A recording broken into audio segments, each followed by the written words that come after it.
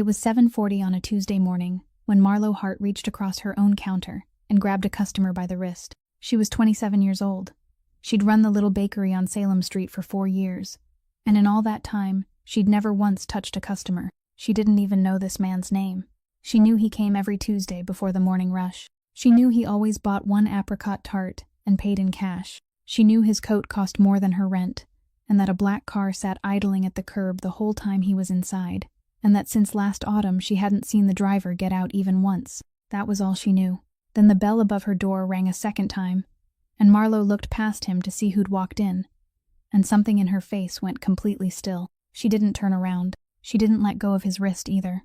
She just leaned in and said 4 words, in the small, polite voice of a woman asking to borrow a pen, because if she'd used her real voice, she would have come apart right there behind the pastry case. "Please help me, okay?" She didn't explain what she needed. There wasn't time, and even if there had been, she wouldn't have known where to start. And the man in the expensive coat looked down at her hand on his wrist for a long moment, and he didn't pull away, and he didn't ask her a single question. He just said, "All right." What Marlo couldn't have known that morning was exactly who she'd just asked. If you're enjoying this story, go ahead and hit that like button. Share it with someone you think would love it too, and subscribe so you don't miss what comes next. Now let's head back to Salem Street, back to that Tuesday morning, and to the 4 words that were about to change everything for both of them. Preston walked up to the counter like he was stepping into his own living room, and the first thing he did was call her by the nickname that only he had ever used, that short 1-syllable name she hadn't heard anyone say since the day he left the hospital hallway. Marlo didn't answer. Her hand was still wrapped around the stranger's wrist, and she realized she was holding too tightly, but she couldn't make her fingers let go. Preston introduced the man beside him, a lawyer whose name sounded like it belonged to a watch company, then unlocked his briefcase and placed the folder on the glass display case, right above the tray of butter cookies she had arranged at 6 that morning. He set it down very gently, almost politely, and that gentleness was exactly what made her throat tighten. The stranger didn't leave. He didn't pull his hand away either. He simply leaned closer, used his other hand to pick up the apricot tart from the paper box, took a bite, chewed slowly as if the shop contained only him and the pastry, then turned to Marlo and said in the voice of someone who had sat in the corner of her kitchen for years, "You left today's batch in the oven a little longer." Marlo heard those words and felt as if someone had quietly leveled the ground beneath her feet. She looked at him. He wasn't looking at her. He was looking at Preston, and there was nothing threatening in that gaze at all. It was simply the look of someone waiting to see what the other person would say next. Preston cleared his throat and asked who he was. The stranger placed the tart back on the glass counter, brushed crumbs from his fingers, and said his name. Only his name, nothing else. No occupation, no explanation, no reason why he was standing there. The bakery became so quiet that Marlo could hear the oven behind them cooling down. Then, she heard a very small sound, the sound of the lawyer's pen touching the glass surface. He didn't pick it up. He didn't look at the stranger again either, and the way he avoided looking was far stranger than staring would have been, like someone who had just realized what he was standing beside and decided the safest thing to do was pretend it wasn't there. He turned to Preston and said that they should stop here today. Preston frowned and said they hadn't even started yet. Then he bent down and reached for the folder. The lawyer was already standing. He gathered the documents with a clean, practiced motion, tucked the briefcase under his arm, and repeated himself for the second time. But this time his voice had completely changed. It was no longer the voice of someone making a suggestion. It was the voice of someone pulling his friend away from train tracks, while his friend was still busy arguing about the weather. "We're leaving, Mr. Ashby." Preston looked up, and Marlo saw an expression on his face she had never seen throughout all the years they had lived together. The expression of someone who had just realized he was the only person in the room who didn't understand what was happening. He glanced at the stranger one more time, then at his own lawyer, then picked up his coat and walked toward the door. The bell rang. Through the glass, Marlo saw the 2 men stop on the sidewalk, saw the lawyer say something very brief, saw Preston turn back toward the bakery once, and that look no longer had anything of someone coming to return a borrowed umbrella. Then they disappeared down the street. Marlo realized her hand was still on the stranger's wrist. She pulled it back so quickly that she almost knocked over the paper box on the counter. She apologized. She said she was very sorry, that she had no right to drag a stranger into her personal problem, that she wouldn't charge him for the pastry today as an apology. The man listened to everything without interrupting her once. Then he took a bill from inside his coat pocket, placed it on the glass beside the crumbs, and pushed it toward her. She said it was too much, that she would get change. He had already turned toward the door. He paused for a moment, his hand resting on the handle, then said without turning around, "I'll still come next Tuesday." The doorbell rang again. Marlo stood alone in her bakery, looking at the bill on the glass, looking at the half of the apricot tart still sitting in the paper box, and trying to understand why, in this world, there could be a name powerful enough to make a lawyer gather his papers and leave in less than 3 minutes. Marlo closed later than usual that night, not because there were customers, but because she didn't want to go upstairs. She wiped every tray, even the trays that were already clean, stacking them one on top of another from largest to smallest, the way she had done since the day she opened the shop. She turned off the oven, waited for the soft clicking sounds of the metal cooling down, and only then felt ready to turn toward the accounting table. She counted the money in the drawer twice, not because she had counted it wrong the first time, but because the first time she hadn't really been looking at what she was counting. She added everything up, wrote it into the ledger sitting in the corner of the table, then stared at the number for a while, without being able to think of anything at all. She wiped the glass display case last, and when the cloth passed over the spot where the folder had been that morning, her hand slowed for a moment before continuing. Heart and Crumb was only large enough for 4 small tables and a long counter, with the kitchen in the back, and above it was the 2-room apartment she owned together with the storefront, and the staircase to the apartment was right inside the kitchen, so going to work and going home were the same 14 steps. She climbed those 14 steps a little after 9 that night. Poppy was lying face down on the living room floor, her feet kicking back and forth in the air, surrounded by colored pencils arranged in a full circle around her like she was building a fortress wall. She looked up and announced that she had drawn 3 pictures today, and the third one was the best, but she wasn't letting Mom see it yet. She had to wait. Marlo asked wait until when. Poppy said until she finished the hardest part. Then she covered the drawing with both hands in a very serious and official manner. Marlo sat down on the floor beside her and asked if she had eaten dinner. The little girl said yes. She ate with Mrs. Ruthie at the flower shop downstairs, and Mrs. Ruthie gave her soup and said she ate faster than her husband did back when he was young. Poppy said it with such pride that Marlo had to laugh, the first laugh she had made since 7:40 in the morning. Then the little girl rolled over, lay on her back, looked at her mother upside down, and asked if tomorrow Mom would make star-shaped cookies. Marlo said tomorrow she would make round cookies. Poppy said anyone could make round ones. Marlo said stars were difficult to cut, and after they were cut, some of the points broke off. Poppy thought about that very seriously for a moment, then announced that any ones with broken points could be given to her. She wouldn't complain. She would eat all of them. Marlo said then she was the best person Mom had ever met. The little girl nodded, accepting that as an obvious truth that had just been confirmed, then returned to her secret drawing. Poppy finally went to bed close to 10, and she slept the way she always did, which meant that 3 minutes after her head touched the pillow, her entire body had stretched out and taken up the full width of the bed. Marlo stood at the bedroom door and looked at her daughter for a while. Then she went to the dining table, pulled open the bottom drawer, took out the paper she always kept face down, and turned it over beneath the kitchen light. It was the hospital appointment sheet, with her daughter's name printed in the top corner, with the date circled in blue ink, and at the bottom was the line about the deposit that had to be paid before the surgery slot could be held. She read that line longer than necessary, reading it as if the 10th time might somehow make it change its mind. Then she turned the paper face down, closed the drawer, and stood there in the kitchen for a long time, both hands pressed against the edge of the table, without sitting down. The next morning, Ruthie Pike came over before 7, carrying her own coffee cup, because she said the bakery's coffee was as thin as dishwater, and she sat down immediately in the chair by the window where she had sat for years. She let Marlo finish arranging the bread trays before asking, "Do you know who that customer of yours from Tuesday morning was?" Marlo said no. She didn't even know his name. Ruthie said she did. She placed her coffee cup down. Then she said the name, and she said it very quietly, so quietly that Marlo had to lean closer to hear clearly. And that was what sent a chill down her spine. Not the name itself. Ruthie looked out the window, watching Salem Street slowly brighten with the morning light.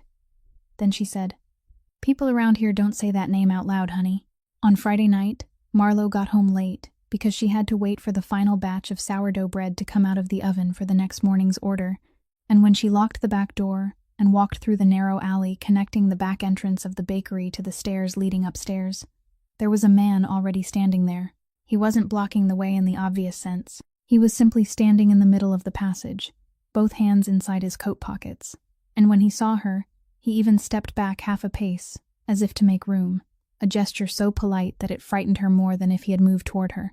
He said her name, asked if she was the owner of the bakery, and then said he was there about the deadline. He didn't raise his voice. He didn't pull out any papers. He talked about the deadline the way someone might remind another person about a dentist appointment. He said his side understood that small businesses had good months and bad months, that everyone had difficult times, but Numbers didn't understand any of that. Numbers only knew dates. Marlo said she was working on it. He nodded and said that was good.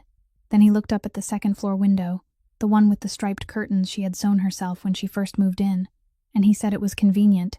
Living right above the shop meant she didn't waste any time commuting. She could simply walk downstairs in the morning. He said it in a tone that sounded genuinely complimentary. Marlo stood still, and she realized both her hands were gripping the strap of her bag so tightly that her knuckles hurt. Then headlights swept across the end of the alley. A black car stopped by the curb, and the man in the expensive coat stepped out. He didn't hurry.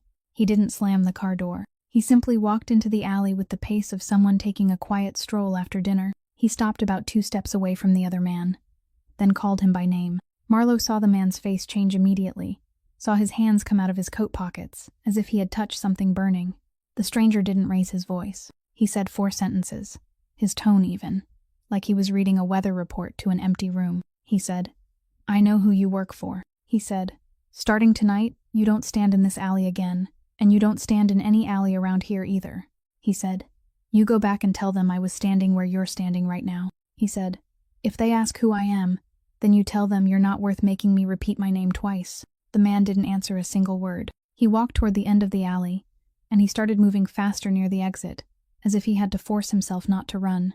The alley became quiet again. Marlo could hear her own heartbeat in her ears. She said thank you, then heard her voice break on the second word, and she asked the question she had carried inside her since the morning Ruthie whispered that name to her. She asked who she had asked for help that day. He looked at her beneath the streetlight for a moment. Then he said his full name, Elias Marchetti, and he added that she should have asked for help last autumn. On Tuesday morning, Marlo had prepared a speech. She had practiced it in her head for 2 evenings. A polite but firm speech about how he had already helped her enough, about how she didn't want to owe anyone anything, about how he didn't need to come back anymore. He pushed open the door at 7:40, and she only got as far as the 9th word before he placed a wooden stool on the counter.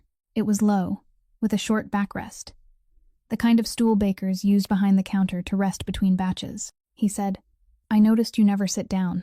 Marlo looked at the stool, then looked at him, and the entire speech disappeared from her mind. She asked him directly what kind of work he did. He said his family did many things, some listed on business licenses, some not. He said he wouldn't lie to her about a single thing, but he also wouldn't tell her things that would leave her lying awake at night after hearing them. He said she had the right to ask anything, and he had the right to remain silent, but he wouldn't invent answers. Marlo said she didn't need anyone to save her. Elias said he wasn't trying to save anyone, that he had given up that habit a long time ago. She asked then why he had been coming here all those months. He was silent for a moment. Then he said it was because of the apricot tart. He said his mother used to make it with the same flavor, the same balance of tartness, the same thin crust that had to be held with both hands. And she had died when he was young, and in all those years he had never tasted anything like it again, until the morning he walked past her bakery. Marlo didn't know what to say. She said he still didn't need to do things like what he did the night before. Elias lifted his pastry, and before leaving through the door, he said, "You asked me to help you. You never said help you only once." The hospital appointment was on Thursday morning, and Marlo closed the bakery for half a day to go, taping a note on the glass door that said they would reopen at 11, because she never wrote the word closed. Poppy sat on the row of chairs outside the consultation room, with her box of crayons and the stack of papers she always kept tucked inside her bag, and the little girl chose her seat very carefully. It had to be the 3rd chair from the window, because the sunlight hit there at exactly the right angle. Marlo told her to sit still there, and that she would only be talking to the doctor for a little while. Poppy told her to go ahead because she was busy. Inside the consultation room, the pediatric cardiologist opened the file and gave her the good news first. She said the surgery slot for the little girl had been scheduled. The date was confirmed. The medical team was assigned, and with her current condition, there was no reason to change anything. They would simply move forward according to that plan. Marlo nodded. She had prepared herself for a but, and the word came exactly when she had just managed to let out a breath. The doctor said the remaining issue was not something she could decide. It belonged to the financial department. She pushed a paper across the desk, and on that paper was the line about the required deposit, along with the deadline, the final day of the month. She said she was sorry to have to speak so directly, but this was where she had seen many families stumble, and she would rather tell them beforehand than let them be surprised later. If the payment did not arrive before the end of the month, the system would automatically release the surgery slot and give it to the next child on the waiting list, and once it was released, they would have to wait for another opening. Marlo asked how long the next wait could be. The doctor said she didn't want to give a number she couldn't guarantee, but she said this very slowly, that waiting was never free for cases like her daughter's. Marlo looked down at the paper. She read the line, then read it again. The habit of reading everything twice that she had developed when she first opened the bakery, back when she had to read every contract herself because she couldn't afford to pay anyone else to review them. She asked if there was any way to split the payment into smaller amounts. The doctor said she would ask the financial department, but she didn't want to make promises. Then she took off her glasses and spoke in a voice that was no longer just a doctor's voice, saying that she had followed the little girl's case from the beginning, and she truly hoped mother and daughter would make it all the way to that day. Marlo thanked her. She folded the paper into 4, placed it inside her coat pocket, and when she stood up, everything on her face had already returned to where it belonged. She opened the door and stepped back into the hallway. Poppy was already holding up a sheet of paper above her head, waiting. The little girl said, "Mom, look, I drew a tree, but it isn't green. It's orange, because I think trees should change colors when it becomes fall." Marlo crouched down, held the drawing with both hands like she was holding something precious, and said it was the most beautiful tree she had ever seen in her life. Poppy nodded, satisfied, then put her crayons back into her bag. On the way to the parking lot, the little girl walked one step ahead, turning around and walking backward while talking. The exact way Marlo had reminded her 100 times was dangerous because she could trip. Poppy asked, "Mom, after my surgery, what kind of cake can I have?" Marlo said she could have whatever cake she wanted. Poppy said that didn't count, that Mom had to choose a specific one. Marlo thought very seriously and said star-shaped cookies, a whole tray, and she wouldn't cut any of the ones with broken points. Poppy cheered and said, then she would save the biggest one for Mrs. Ruthie, and the second biggest one for the man who bought apricot tarts. Marlo asked why he got one too. The little girl said because he came often, and people who came often should get a piece. Then she turned around and kept walking toward the car, and only when her daughter's back was turned and the little ponytail bounced with every step did Marlo allow her face to change. She stood still in the middle of the parking lot for about 3 seconds, one hand resting over the pocket where the folded paper was hidden, and she counted backward in her head the number of days remaining until the end of the month. In that back room of the restaurant, long after it had closed for the night, no one sat down before Elias Marchetti did. He arrived later than usual, hung his coat over the back of his chair, pulled the chair out, and the 8 men standing around the table slowly took their seats in the order they always did, without anyone needing to say a word. Gideon Barone stood behind Elias's chair and did not sit. Elias opened the meeting by calling a name. He said, "Rennick." The man sitting 3 seats away looked up, tried to force a smile, and that smile lasted exactly half a second. Elias asked the first question. He asked what the laundromat on the corner of Prince Street was about. Rennick Vale began speaking. He spoke for quite a while. He talked about how the owner of that laundromat had come to him first, about how the interest rate he offered was a fair one compared with other places in the neighborhood, about how he also had to make things work because business had been slower for the past few months, while the number of mouths to feed hadn't gotten any smaller, and about how he thought something that small didn't deserve to be brought before this table.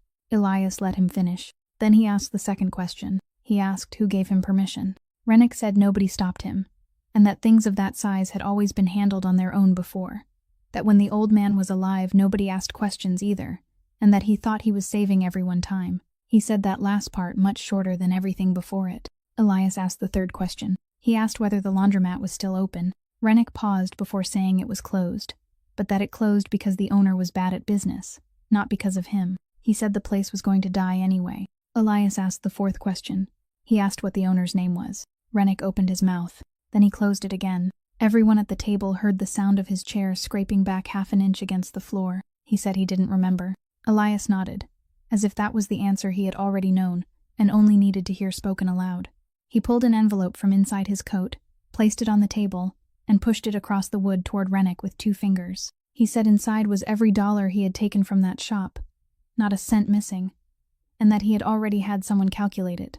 He said Rennick would take it back, personally deliver it to the owner, not send anyone else, not pass it through anyone. He said he would stand there and apologize. Properly apologize. Not the kind of apology people give just to finish something. Then he said one final thing. He said, "And when you do that, don't mention my name." Not one word. Rennick stared at the envelope. He asked what happened after that.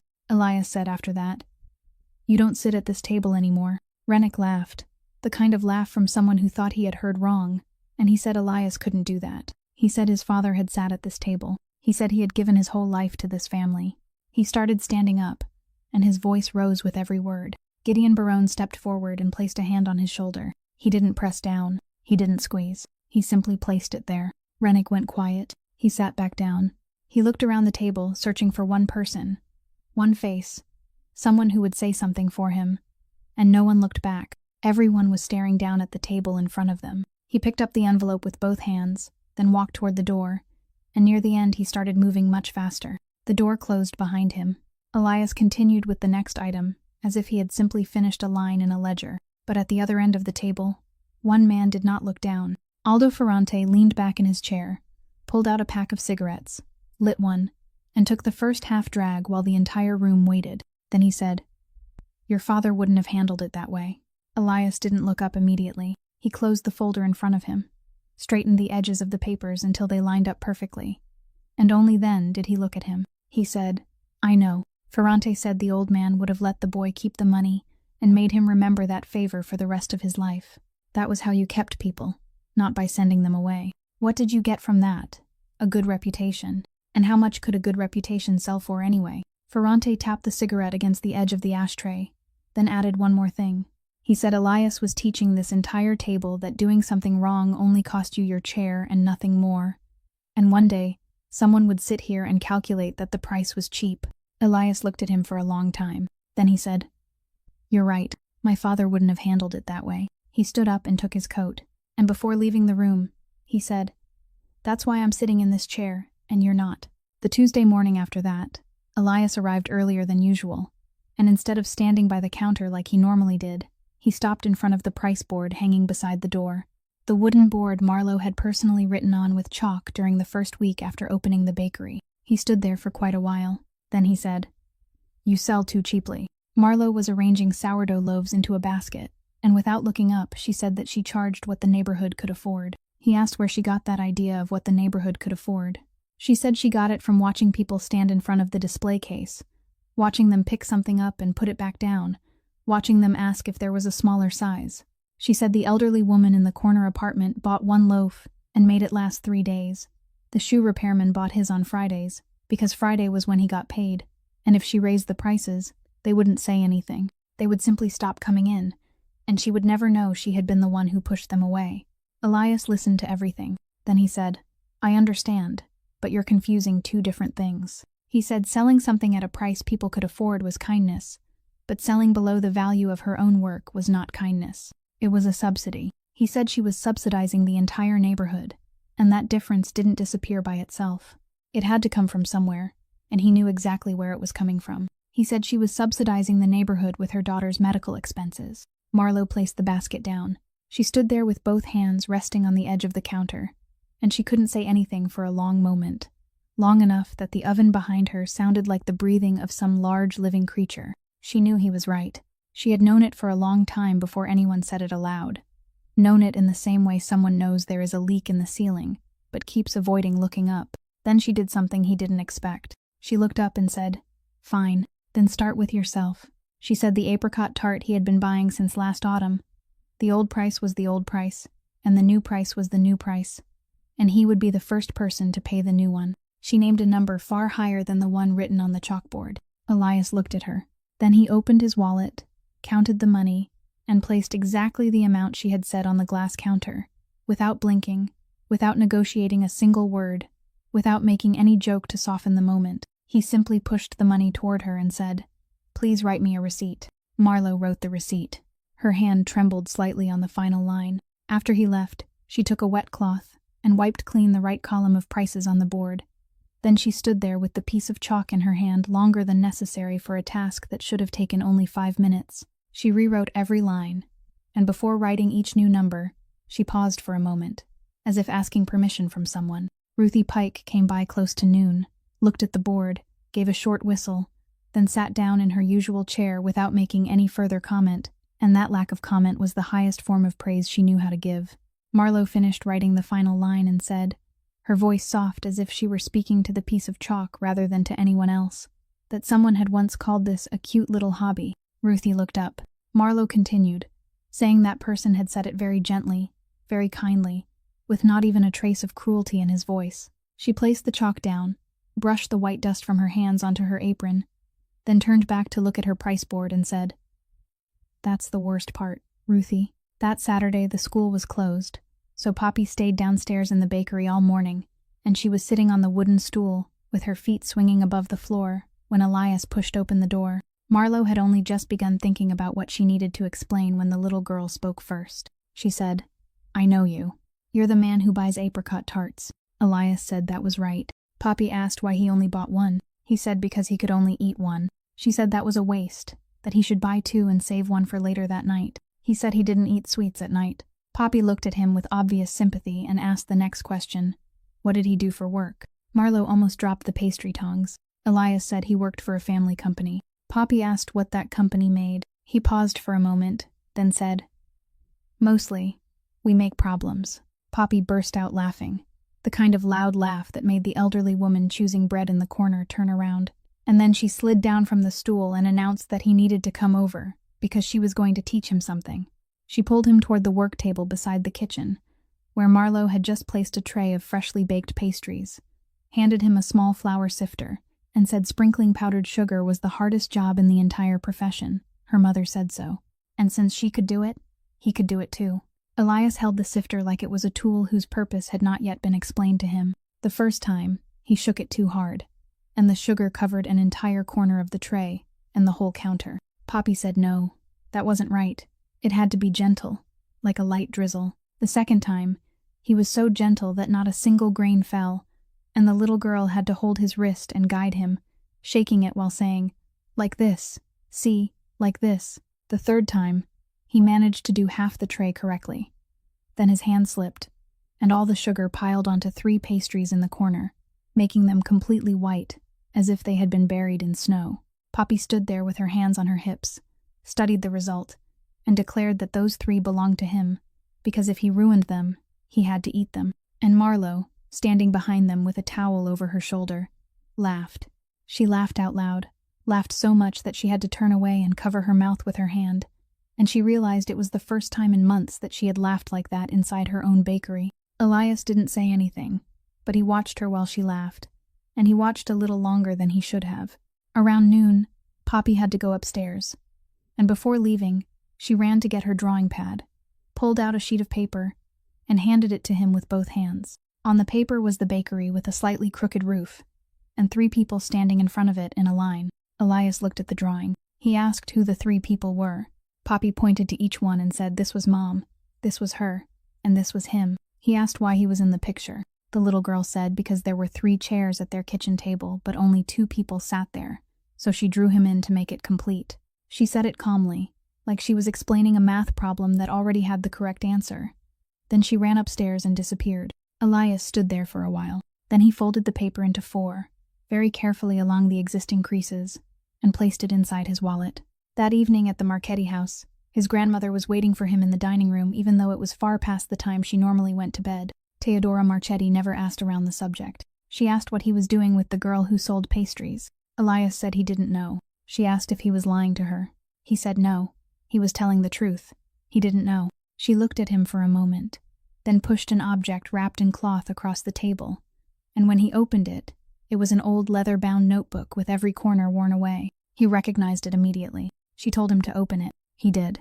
Inside were his father's handwritten notes, hundreds of lines, each one containing a name, a date, a number, and a final column left empty that Elias knew was meant for the day repayment would be demanded. He turned through several pages. She told him she had taken the notebook from his father's desk on the night he died, and had kept it for decades. He asked why she kept it. She said to remind herself that his father had never truly given anything to anyone. He only lent things, and he called it loyalty. She pushed the notebook a little farther toward him and said that now it belonged to him, and whether he wanted to continue writing in it or burn it was his choice. Elias didn't answer. She placed her hand on the table to stand, and before leaving the room, she rested her hand on his shoulder, then asked the question he would hear echoing in his mind many times afterward. She asked, "Are you keeping a ledger?" Elias came in on a Monday morning, not Tuesday, and that alone was enough for Marlowe to understand that something was wrong. He didn't order a pastry. He took a checkbook from his coat pocket, wrote something, tore the page out, and pushed it across the glass counter toward her. She didn't need to look down for long to know what the number was. It was exactly the amount of the deposit written on the folded paper in her kitchen drawer. Not $1 more, not $1 less. And that kind of precision meant he had asked someone, or investigated himself, or both. She didn't touch the check. She told him to put it away. Elias said the money wasn't a loan. There would be no record of it. She didn't have to repay it, and he would never mention it again. Marlowe said that wasn't the problem. Then she said something she had never told anyone. Not Ruthie, not the divorce lawyer, not even herself out loud. She said years ago, when she was still very young and had lost everything in the span of 1 week, someone had sent her money. She said there was no sender name, no address, nothing. She said she took it because at that time she had no other choice, and this bakery had grown from that money. She said for all those years she had been grateful every single day, and she didn't know who she was grateful to. She asked if he understood how heavy that was, a debt of gratitude she couldn't repay because she didn't even know who to repay it to. She said it was heavier than an actual debt, because at least a debt had a day when it could finally be paid off. Elias sat silently. Marlowe continued, her voice returning to normal, and that calmness was what gave her words their weight. She said if she took that check, then from the next day onward, every morning when he pushed open the bakery door, she would have to smile at him. She said she would smile because she felt she had to, not because she wanted to. She said, "And I don't want to have to smile at you." Elias looked at her for a long time. Then he picked up the check, tore it in half, tore it again, and placed the pieces on the glass counter. He didn't say a single word. He ordered a sourdough loaf, paid the new price exactly, and walked out.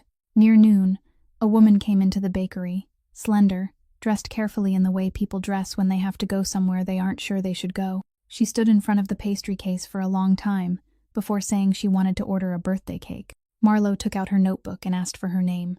The woman said Camille Ashby, and she said the last name a little too quickly, as if she wanted it to pass unnoticed. Marlowe stopped writing. Camille said she knew it was strange and apologized. Then she lowered her voice and said Preston didn't know she came here. She said she had asked him about the little girl, asked several times, and every time he told her it wasn't her business. She placed a piece of paper with a phone number on the counter and said if Marlowe ever needed someone to confirm something, anything, she could call her. She added that she wasn't promising anything, only that Marlowe could call. Then she paid the deposit for the cake and left. Marlowe held the paper, looked at it for about 2 seconds, then opened the drawer beneath the counter and threw it inside with the pile of old receipts. Late that afternoon, when there was only one customer left in the bakery, Preston walked in. This time he came alone, without a briefcase, without documents, and he waited until the customer had disappeared before speaking. His voice was soft, almost gentle. He said he didn't want to drag the lawsuit out, that it would cost both of them money. He said he had a proposal. He said she should transfer ownership of the bakery space to him, that the price he offered would be better than the market value, much better. And the moment she signed, he would withdraw the claim. Marlowe asked why. Preston said because he thought it was the most reasonable solution for everyone. She asked again why it had to be this property. He only smiled and said that was business. She didn't need to worry about it. Marlowe said no. She said no once, clearly, and she thought that was the end of it. But Preston didn't get angry. He nodded as if he had expected it, then looked around the bakery, at the pastry case, the chalkboard, the worn heels of her shoes, and he said in the gentlest voice he had, "You're really going to let your daughter grow up watching her mother slowly exhaust herself in a little shop where she works 15 hours a day? And when she's old enough to understand, what do you want her to think about you?" He finished speaking, picked up his coat, and walked out, the doorbell ringing behind him. Marlowe stood alone in the bakery, and she couldn't answer the question. Not because she couldn't think of a response, but because she was afraid he had just said something true. Marlowe found out on Wednesday morning, when she opened the bakery, and saw a notice taped to the glass door of the flower shop next door. That was all there was. A white sheet of paper secured at all four corners with tape, black printed letters, and a brand new lock attached to the door handle, the kind of lock that still shone because no one had touched it more than once. There were no trucks, no people coming to carry things out, no one raising their voice at anyone. The entire Salem street was still opening for business like any other day. And right in the middle of awnings being pulled out and storefronts being unlocked, there was a door that had been locked shut without anyone noticing. Ruthie Pike arrived close to 9, carrying a plastic bucket. She didn't stop in front of her own shop. She walked straight into the bakery, placed the bucket beside the chair where she always sat. And inside were the last flowers she had managed to save the night before, a few yellow daisies with their outer petals already beginning to wilt. She said, "Can I borrow your scissors?" Marlowe handed them to her. Ruthie sat down and began trimming the stems one by one, cutting them diagonally, the exact same motion she had done every morning for so many years. Then she arranged them in the glass vase on the table, turning them this way and that, until she was satisfied. Marlowe stood behind the counter and didn't know what to say. She poured a cup of coffee, placed it on the table for her, then stood there with both hands wrapped around the dish towel. Finally, she said, "Ruthie." Ruthie said, "I'm fine." She said she would sit there for a little while and then go home, because when a shop closes, people still need somewhere to sit in the morning. She said it in such an ordinary voice that Marlowe felt her throat tighten. She didn't cry. She simply kept arranging the flowers. Then she said, 41 years, sweetheart." She said she opened that shop when she was 27, the same age Marlowe was now. And back then she didn't even know the difference between daisies and dahlias. She said her husband built her the wooden shelf in the back corner, made from old shipping crates, ugly as could be. But she kept it until just yesterday. Ruthie picked up a daisy, turned it slowly in her hand, and said when her husband got sick, so many people came to check on them. She said everyone who walked through the door asked the same thing. "Do you need anything? Just tell us." She said she answered no. She said she answered no so many times that now, looking back, she couldn't even count how many. People asked if she needed someone to sit with him in the afternoons, and she said no, she could handle it. People asked if she needed someone to pick up deliveries, and she said no, she could go herself. A friend from church brought over a pot of soup, and Ruthie thanked her, then told her to take it home to her grandchildren because they had plenty of food, even though at that time there was only half a carton of milk in her refrigerator. Ruthie placed the daisy into the vase. She said back then she thought that was dignity. She said she thought she was protecting something precious. Then she went quiet for a moment, and when she spoke again, her voice was much slower. She said, "Now I know better, sweetheart. It wasn't dignity. It was fear." She said she was afraid that if she let people come in, they would see everything. See the empty refrigerator. See that she couldn't keep everything together. See that she wasn't the strong woman everyone in the neighborhood believed she was. She said so she closed the door, and she sat inside with him through those final months. Just the two of them. One house, no one else. She said she didn't regret anything except one thing, that when he left, the only person sitting beside him was her. When outside there had been an entire neighborhood ready to come sit with them if only she had opened her mouth.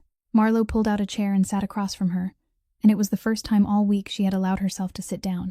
Ruthie reached across the table, took her hand, her fingers dry and warm, with tiny cuts at the tips left behind by flower thorns from decades of work that never fully disappeared. She said, "Listen to me when I say this." She said, "Don't wait until you're my age to understand it." She said, "Accepting someone's helping hand doesn't make you smaller, sweetheart. You're still exactly who you are. It just means you're a little less tired." Then she let go, pushed the vase of flowers into the middle of the table, and said, "I arranged these for your bakery, so it has a little color." The dough mixer burned out at 2 in the morning, right in the middle of the sourdough batch for the coffee shop at the end of the street.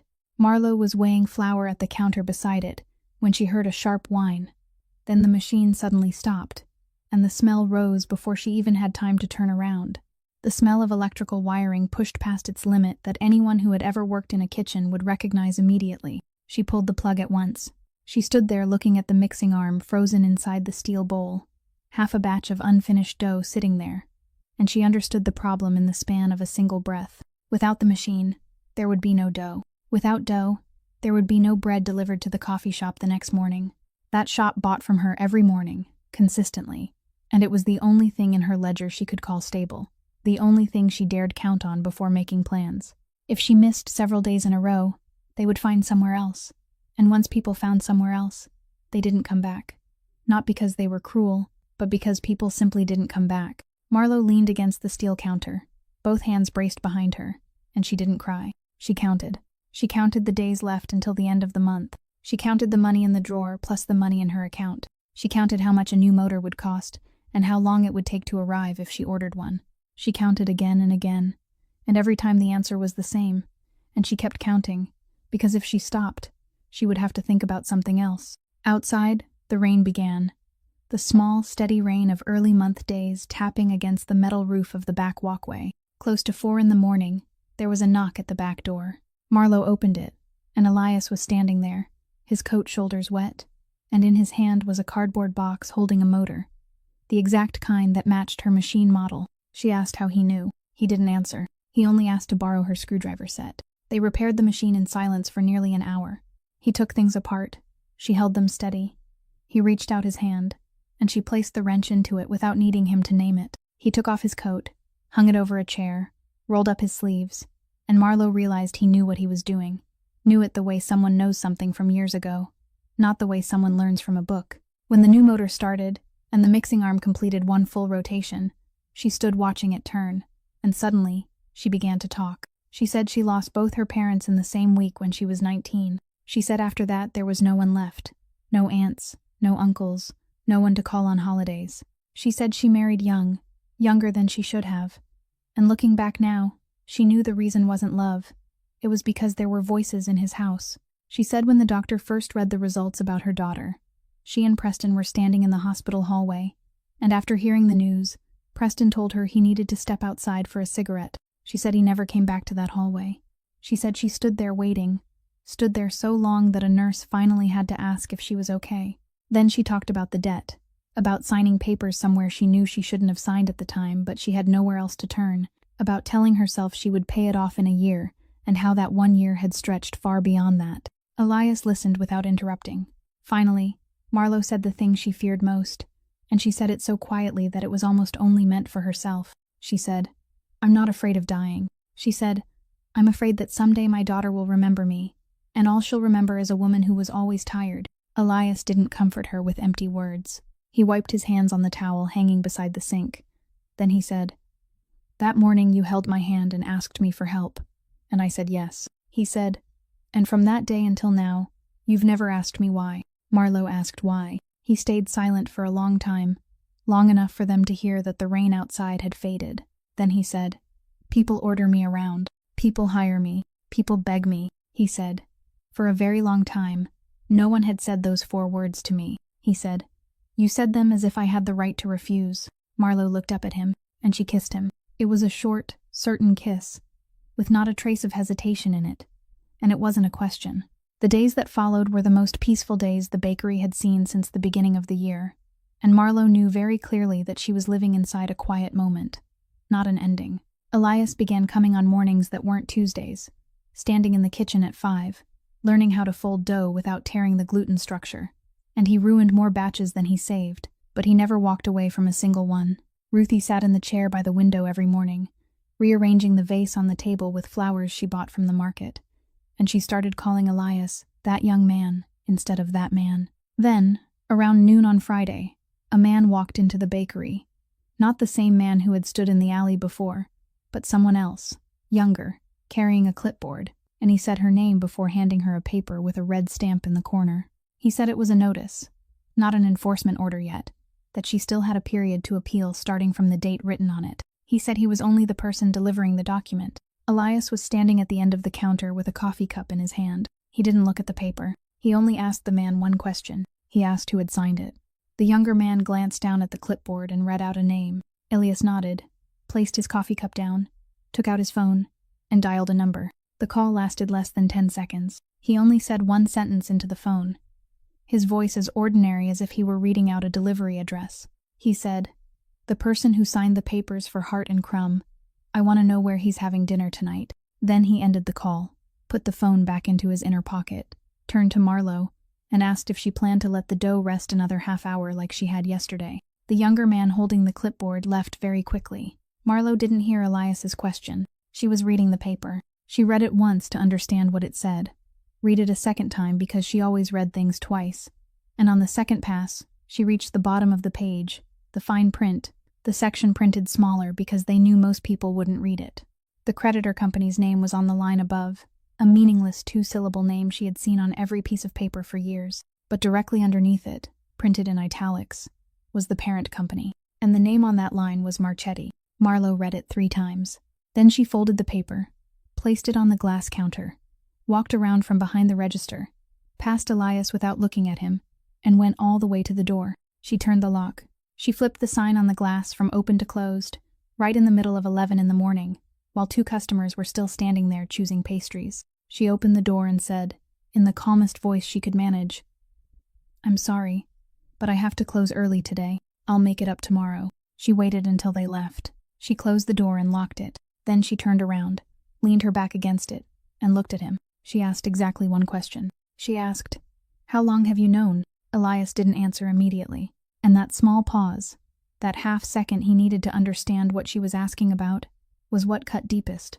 Because in that half-second she had already answered herself. He said, "I didn't know." He picked up the paper, unfolded it, read it, and Marlowe watched his face while he did, watched closely, searching for something, and she found nothing.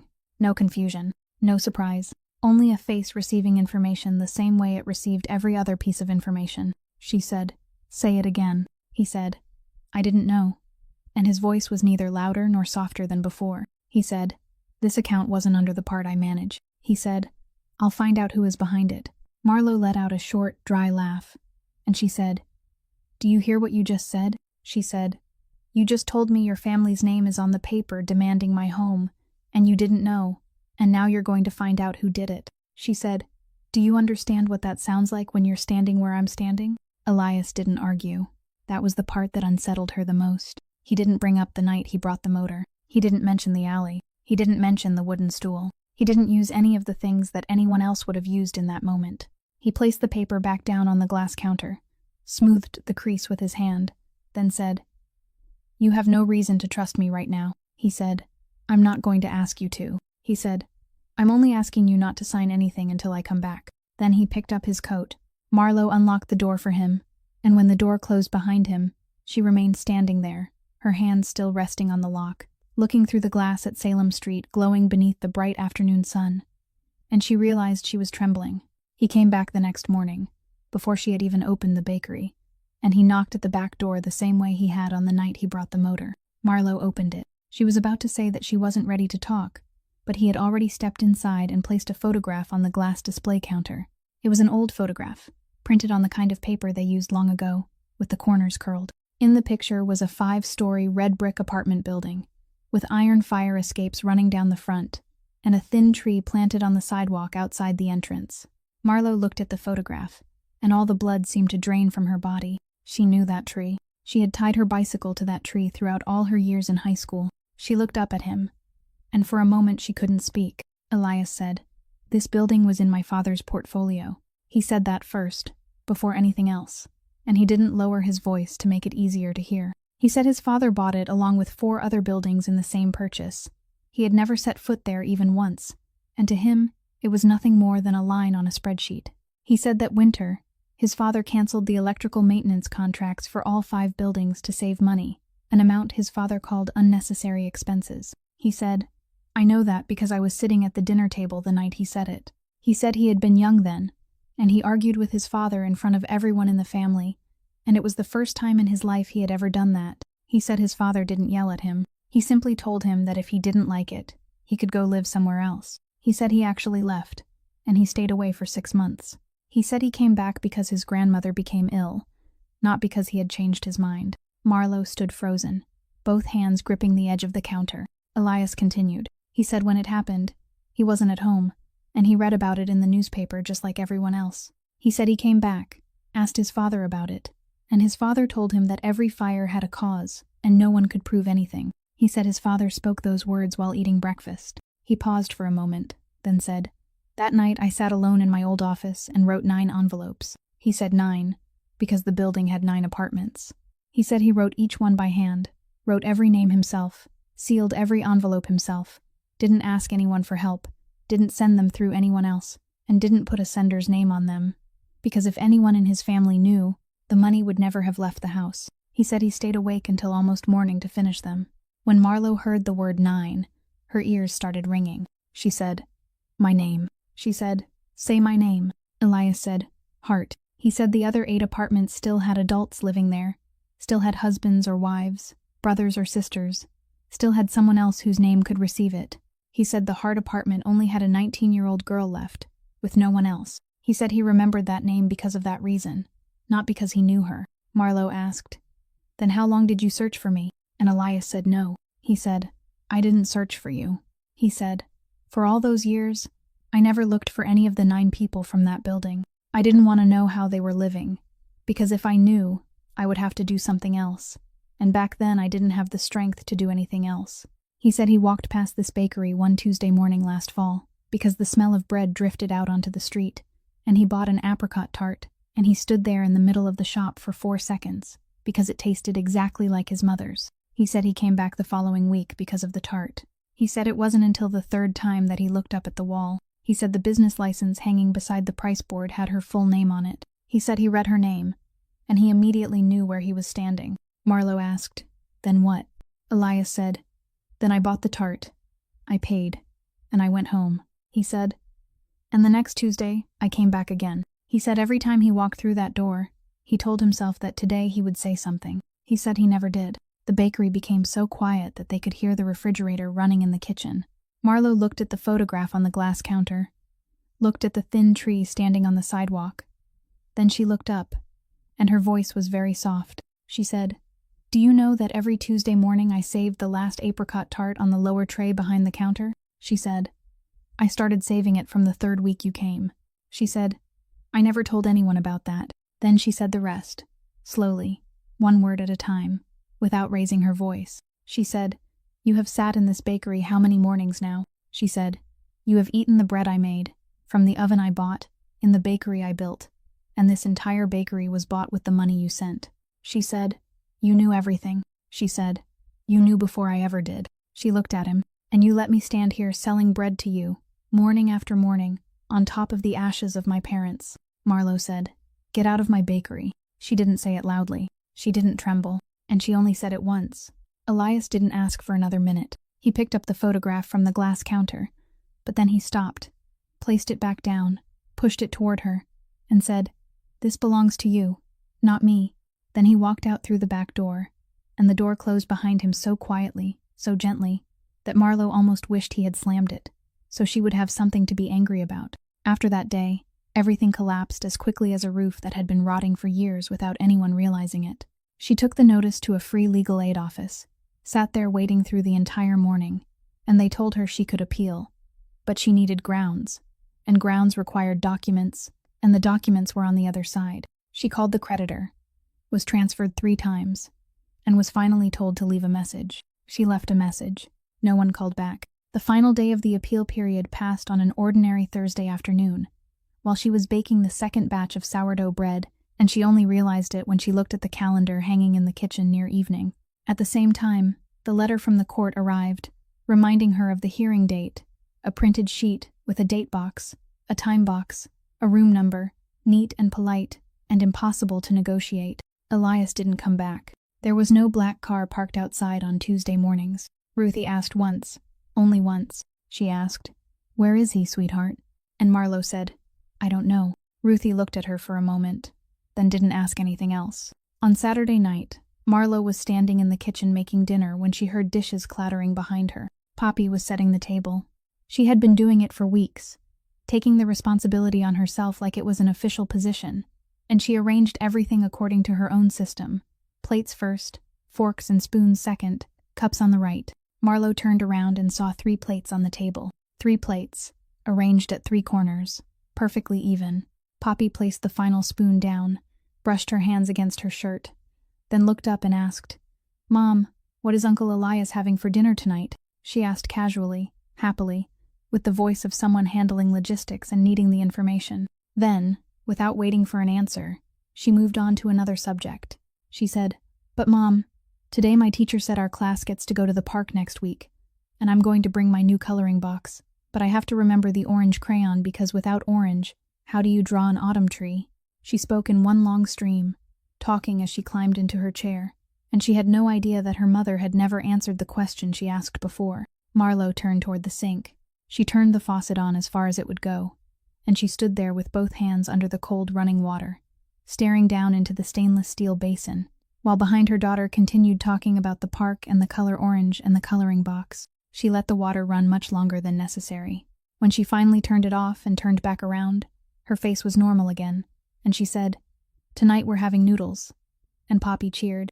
Marlo took the third plate off the table, put it away in the cabinet, and she did it while her daughter was bent down tying her shoelaces so Poppy wouldn't see.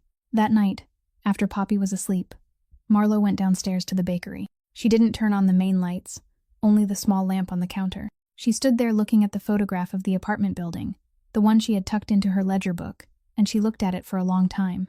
Then she pulled open the drawer beneath the counter, the drawer filled with old receipts, rubber bands, and empty pens, and she searched through it until she found a small piece of paper with a string of numbers written in a woman's handwriting. She picked it up, read it again once, then placed it beside the phone, and stared at both of them for a long time before reaching out and picking up the receiver. It took Elias 4 days to trace that account, and when he finally found it, he didn't call a meeting. He simply went straight to Aldo Ferrante late one afternoon and sat down across from him. He placed the file on the table. Ferrante didn't look at it. He said, "I've been waiting for you to come since Friday. You're slower than I expected." Elias asked how long he had been doing this. Ferrante said, "Longer than you think." And there was no confession in the way he said it. He said it the way someone talks about an investment that had paid off. He said, "You came back here and took your father's chair, and then you started shutting everything down one place after another. You said this was dirty, that was outdated, and you moved everything into construction, real estate, all those things where you have to wait until next year before you see the profit." He said, "Meanwhile, this entire house still has bills to pay every month." He said, "The lending side is the only thing that's still alive, and it's the thing keeping alive all those people you still nod to every time you walk into a room."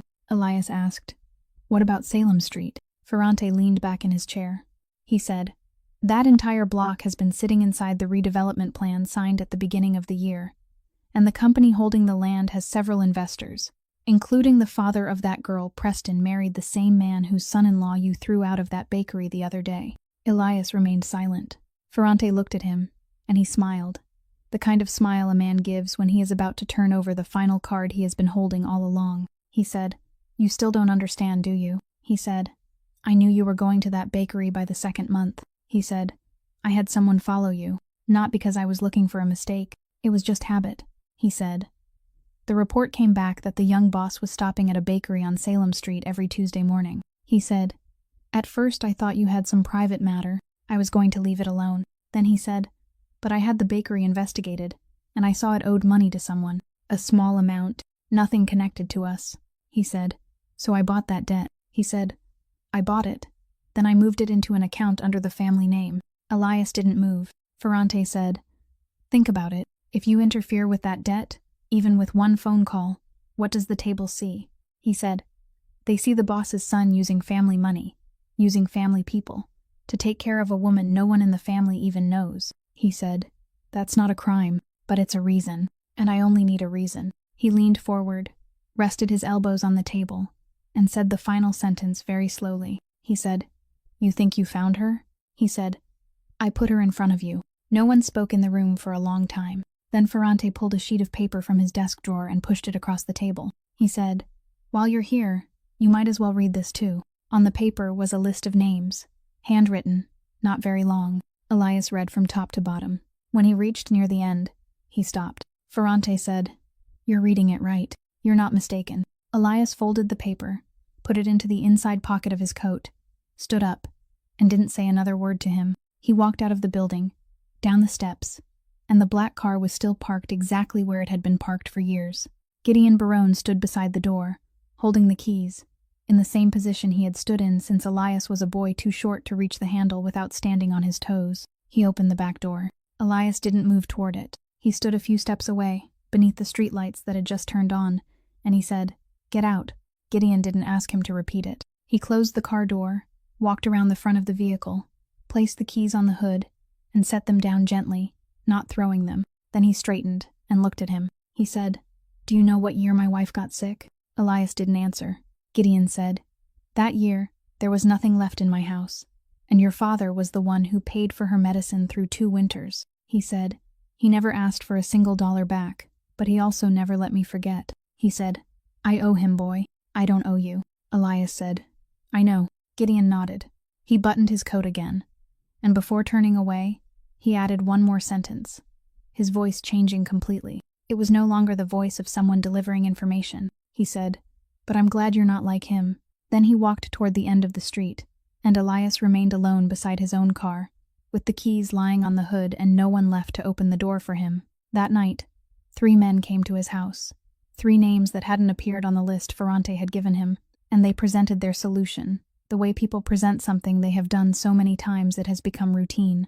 They said Ferrante was old, that he had no one standing behind him anymore, and that all it would take was 1 week for everything to return to the way it had always been, and no one in the neighborhood would ask questions. They said his father had done the same thing to the man before him, and the man before that. Elias let them finish. Then he said, "There is a child on Salem Street." He said, "Her mother is selling pastries more than 10 hours a day trying to pull her out of this world."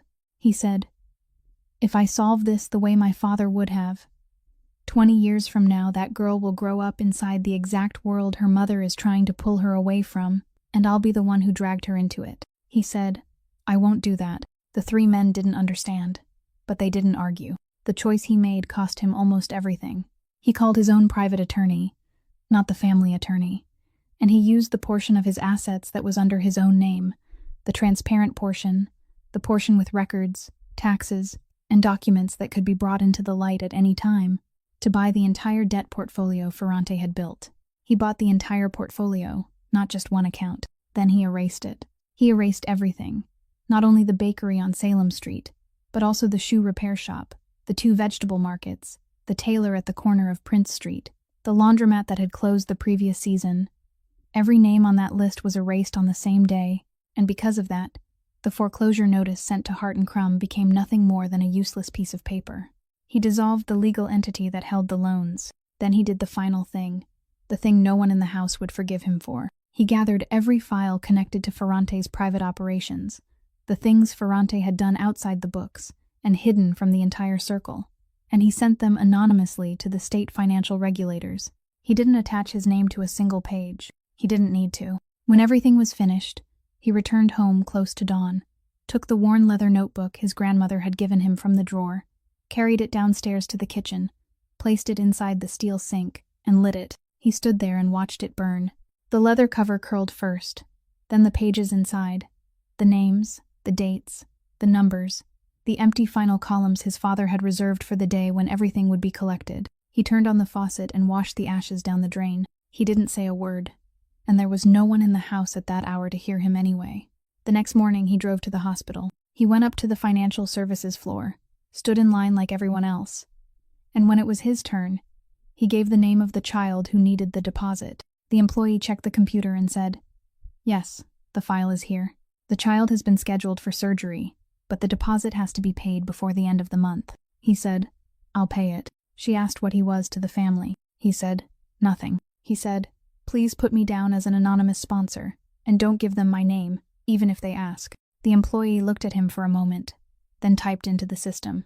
When the receipt printed, he took an envelope that had already been sealed from his coat pocket, with no sender name written on it, and placed it on the counter. He said, "There is no money inside. There is only a piece of paper." He said, "When the family comes in to complete the paperwork, please give this to them." The employee accepted it and attached it to the file. He thanked her and walked out. It was the exact day Marlowe had told him to leave her bakery. 3 days later, he called the circle together one final time. He arrived early, and this time he sat down first, before anyone else, and when the others walked in and saw him already seated, no one knew what to do with the order that had suddenly been reversed. He spoke briefly. He said the Salem debt portfolio had been erased. The legal entity had been dissolved, and no one in that room needed to concern themselves with it anymore. He said, "As for Ferrante, you'll read about him in the papers within a few months, and I advise you not to contact him again." Then he took the keys to the restaurant out of his pocket, the same keys his father had carried for decades, and placed them in the center of the table. He called the name of the man sitting at the far end, the quietest one among them, and said, "Starting today, this belongs to you." The man stood up, not yet able to say anything. Elias picked up his coat. He said, "I'm not sitting in this chair anymore." Then he said his final words, speaking as calmly as if he were giving an address. He said, "If anyone wants to find me, go to Salem Street. I work the morning shift." No one in the room laughed. The hearing took place on a Wednesday morning in a small courtroom at Family Court, and Preston Ashby presented himself smoothly, like a man who had practiced everything in front of a mirror.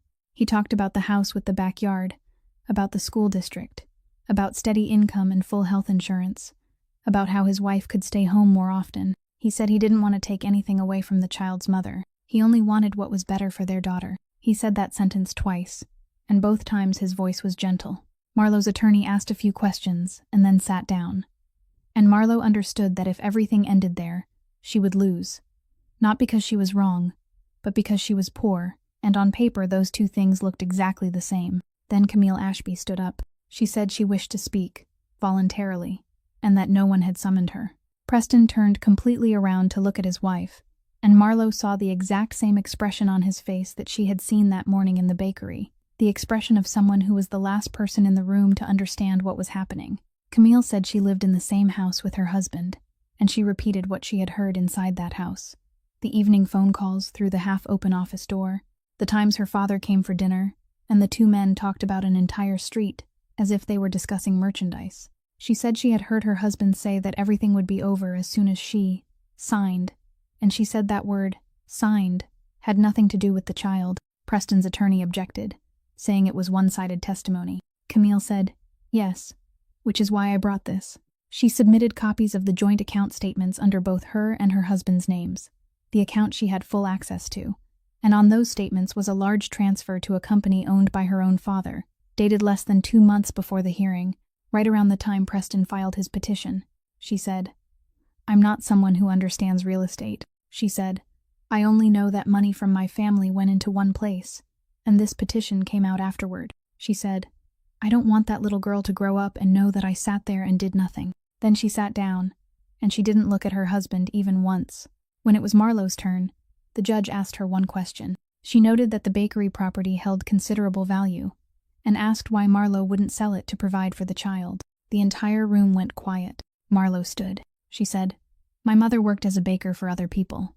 She said, "She worked night shifts in someone else's kitchen for years, leaving before the sun came up and coming home after everyone else had started their day, and she never had a bakery with her own name on it." She said, "When she died, I didn't have anything that belonged to her.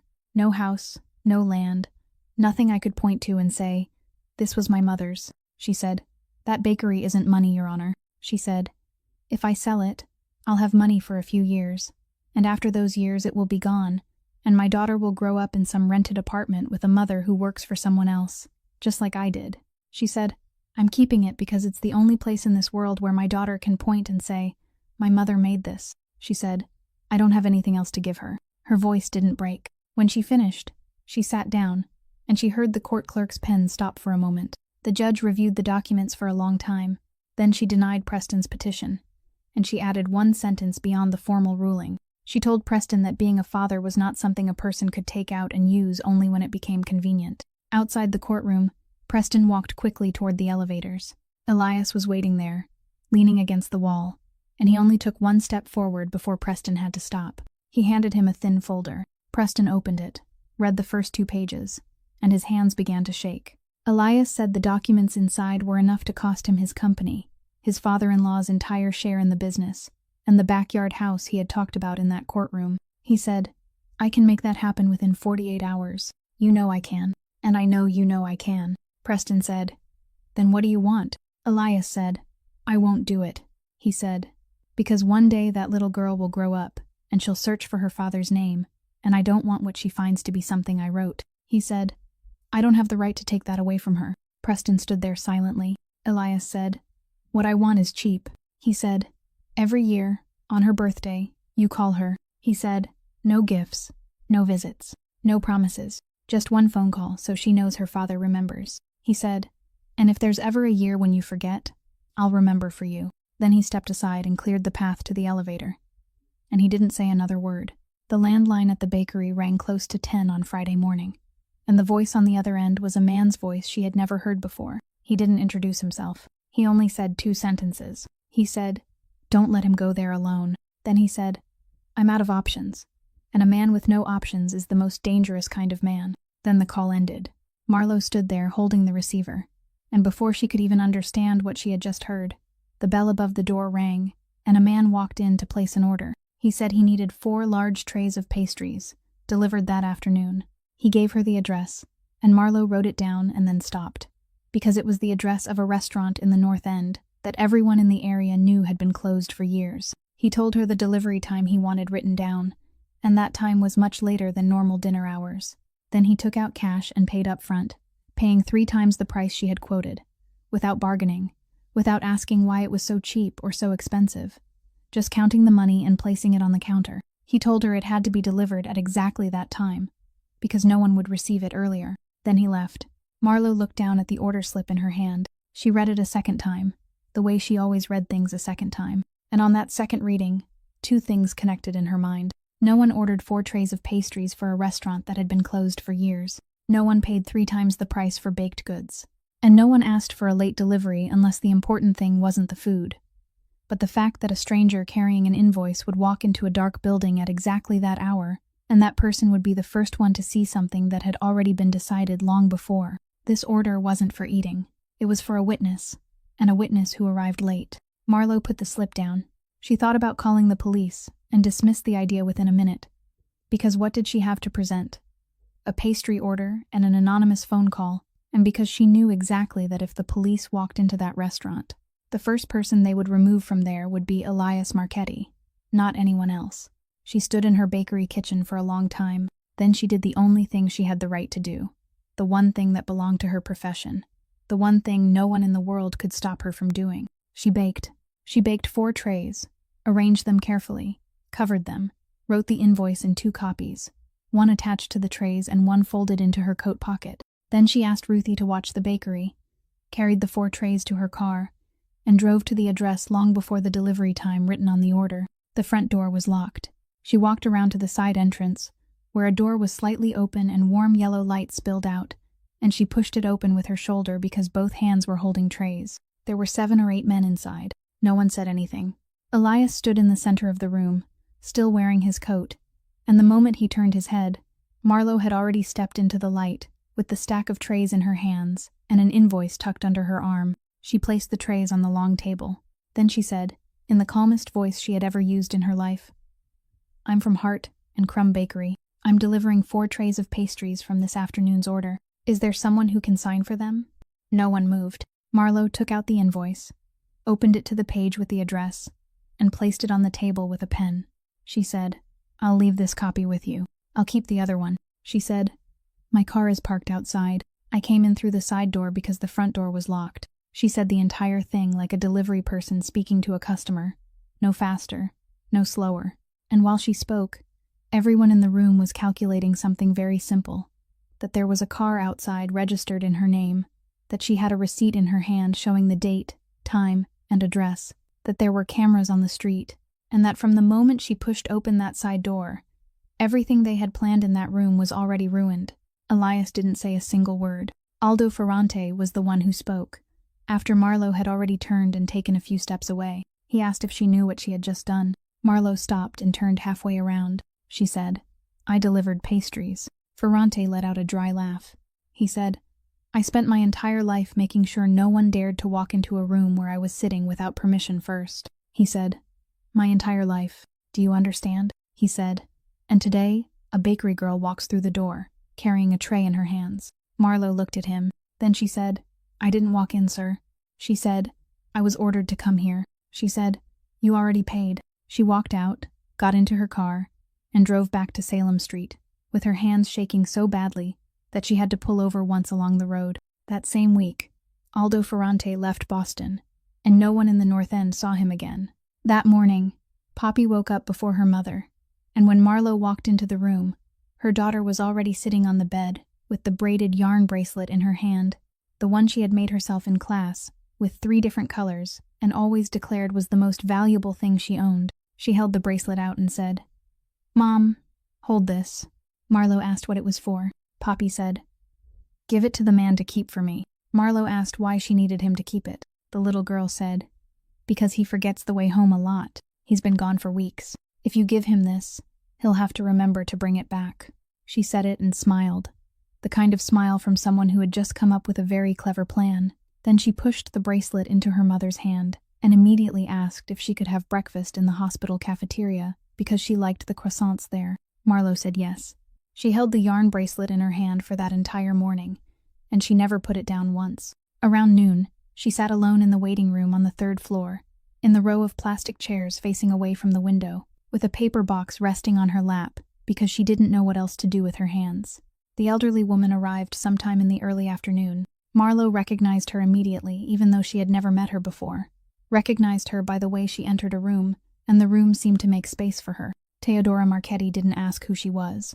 She simply sat down in the chair beside her, placed her handbag on the floor, and said, "I heard today was the day." Marlo said yes. The two of them sat silently for a while. Then Marlo opened the paper box on her lap.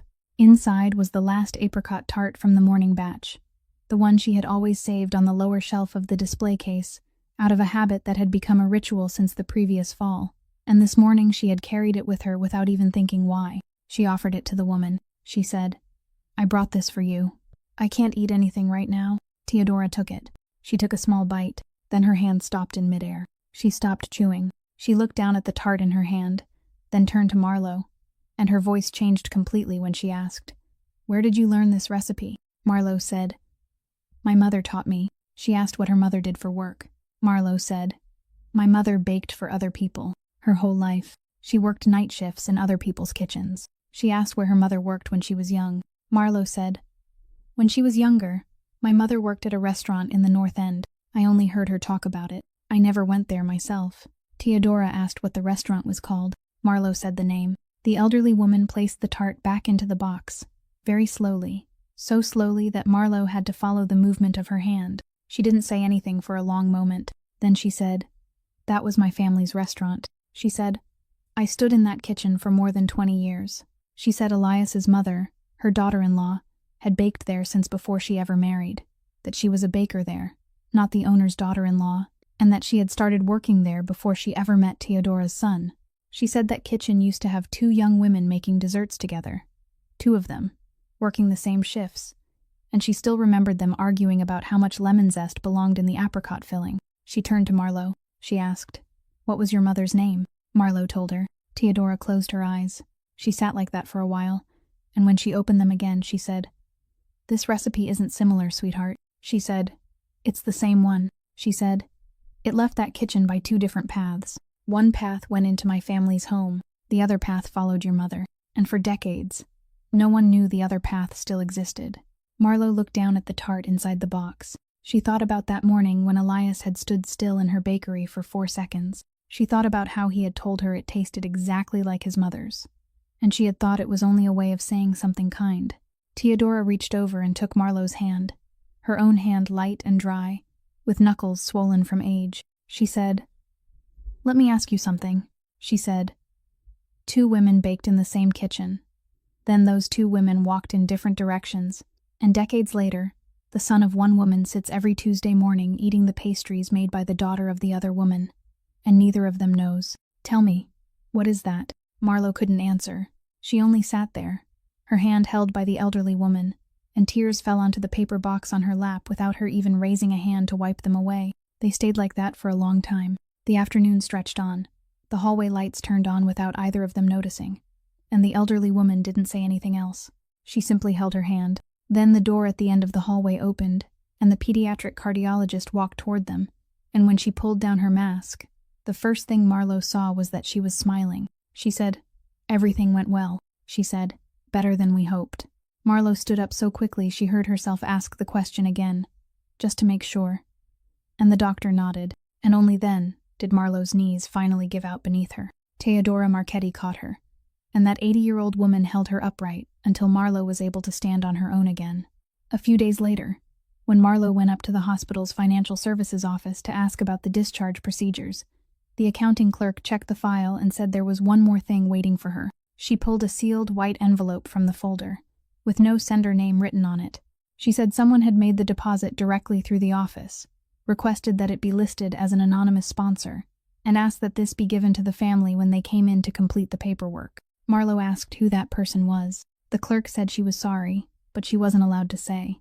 Marlo carried the envelope out into the hallway, stood beside the window, and opened it. Inside there was only a small piece of paper folded in half, and on it were 3 handwritten words. Not your fault. She stared at those 3 words for a long time. Then she opened the deposit receipt that had been tucked inside the envelope, and her eyes stopped at the date printed in the upper right corner. She read it once. She read it a second time. It was the day she had told him to leave her bakery. He had walked out through the back door of the bakery, and on that same day he had come here, stood in line, said her daughter's name, and paid. He had paid on the exact day he lost her. Marlo went home that afternoon, walked upstairs, and took down the old metal cookie tin from the top of the closet, the one she had carried with her since she was 19, through 4 different moves. Inside were her birth certificate, a few photographs, and at the very bottom was an envelope with yellowed edges, the envelope she had held with trembling hands all those years ago, and kept even after there was nothing left inside. She turned it over. In the bottom corner, written in pencil, so small that for all those years she had only thought it was some random mark, were 3 words, "Not your fault." She placed the 2 pieces of paper side by side on the kitchen table, the old paper and the new paper, separated by all those years, the same handwriting, the same 3 words. Marlo stood there looking down at the table, and then her knees gave out, and she sank onto the kitchen floor of her own home, her back against the cabinet door, and she cried. She cried for the first time since that hospital hallway years ago, cried the way people cry when they are finally allowed to, and she cried for a very long time, alone, in the kitchen, with the warm yellow light above her and the steady hum of the refrigerator behind her. At 6 the next morning, when she opened the back door to turn on the oven, Elias was standing there. He didn't say anything. He walked in, took the apron hanging on the hook, tied it around his waist, and went to wash his hands at the sink like someone who had done those things every morning for years. Marlo watched him do all of it. Then she took the last apricot tart from the lower tray behind the counter, placed it on a plate, and set it in front of him. He looked up, and she said the 4 words that had started everything, spoken in her real voice, not the voice of someone borrowing a pen. She said, "Please help me." Okay. 1 year later, the bakery expanded into the space next door, and the Pike's Flowers sign remained on the old door because Marlo wouldn't let anyone take it down. Ruthie sat at the corner table near the window, arranging flowers for any customer who wanted to take home a bouquet, and she never charged anyone a penny. Behind the counter, inside a simple wooden frame, was a child's drawing of a bakery with a slightly crooked roof and 3 people standing in a line outside the door. There are people who enter our lives not to save us, but to stay long enough for us to stand up again by ourselves.